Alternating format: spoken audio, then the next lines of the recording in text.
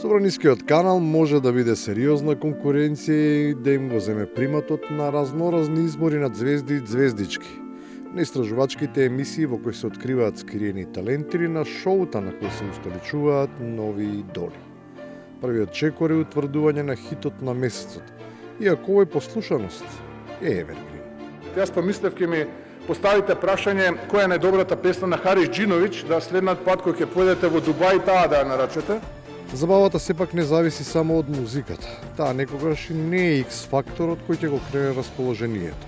На големите журки без оглед каде и да се одржуваат, треба да го фатиш ритамот и да ја слушаш публиката. Оти се на крајот зависи од неа. Луѓето очекуваат подршка од вас. А не Харис Џиновиќ, Дубај и така натаму. Нека тоа да го слуша. Тоа е кафански муавет.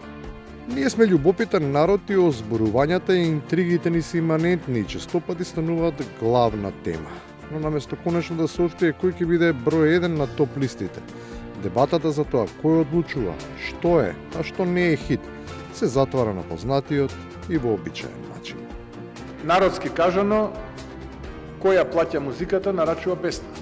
Дебатата слободно може да продолжи на социјалните мрежи, каде освен за музичките вкусови се зборови и за некои други апетити. И тоа не од кого било, туку од некој си наш, почесен конзул во Србија. На Твитер видовме дека човекот пишува дека е ова српска Македонија и дека е окупирана територија.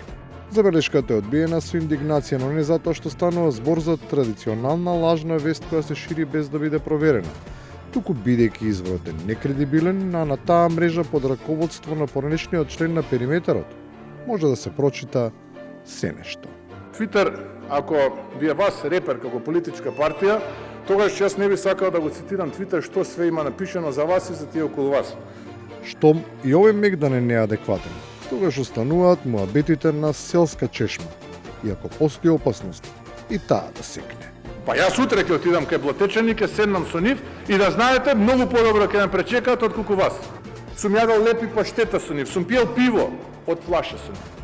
Десетици пати. И во Трсино, и во Градец, и во Липец. Вие не знаете кај е Блатец, ако сакате да ви го покажам Блатец, ке вонесам на екскурзија.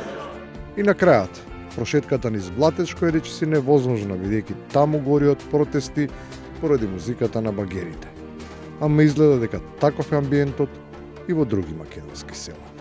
Сте биле вие во селото Брајчино? Еве да ме прашам. Селото Брајчино има река свика Брајчинска река. Јас сум бил.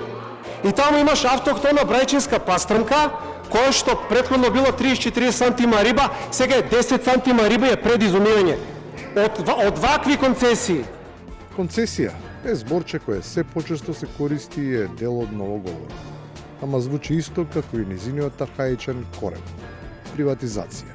Само овој пат и на водата и на воздух.